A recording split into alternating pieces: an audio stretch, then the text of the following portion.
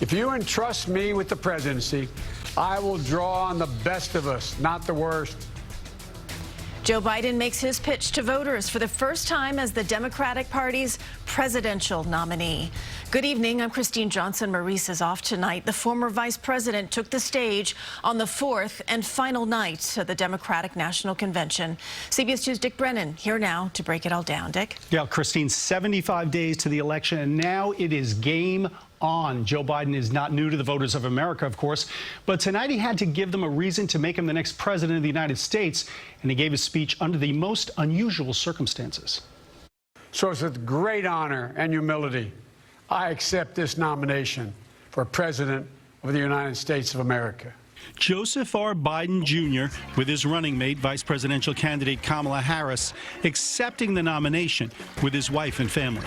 If you entrust me with the presidency, I will draw on the best of us, not the worst. For Biden, the countdown to his crucial acceptance speech has been some 50 years in the making, from senator to vice president to Democratic presidential nominee. On the biggest night of his long political life, Mr. Biden made his case against President Trump. The current president has cloaked American darkness for much too long. Too much anger, too much fear, too much division. The 77-year-old gave his address in virtual fashion, and Mr. Biden says he has plans going forward to address the pandemic. We'll develop and deploy rapid tests with results available immediately. We'll make the medical supplies and protective equipment that our country needs, and we'll make them here in America. The economy. Together we can and will rebuild our economy. And when we do, we'll not only build back, we'll build back better. And race relations. Maybe George Floyd murder was a breaking point. Maybe John Lewis is passing the inspiration. But however it's come to be, however it's happened, America's ready, in John's words, to lay down, quote, the heavy burden of hate at last. Biden got emotional when he talked about the tragedies that have beset him. He lost his first wife and daughter in a car accident in 1972 and his son Beau of cancer in 2015. Your loved one may have left this earth, but they'll never leave your heart. They'll always be with you. You'll always hear them.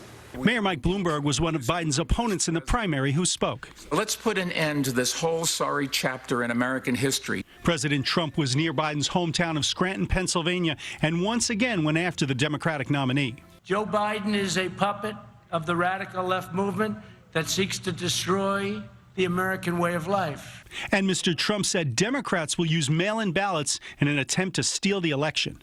And everybody knows that, because the only way they're going to win is by a rigged election. I really believe that. Now, next week, it is Mr. Trump's turn at the Republican National Convention. It begins Monday and culminates with the president's acceptance speech. Thursday, he says he will deliver that address from the White House. So, Christine, much more to come. Yes, and it is a whole new world with no crowd there, no cheering. It does give it a different feel. In the one sense, it feels faster. In the other sense, it feels like you're watching some commercial. So it's a little weird on both sides. Maybe improvement and maybe a little not. All right, next week, Republicans' turn. Yeah, here we go. Thank you, Dick.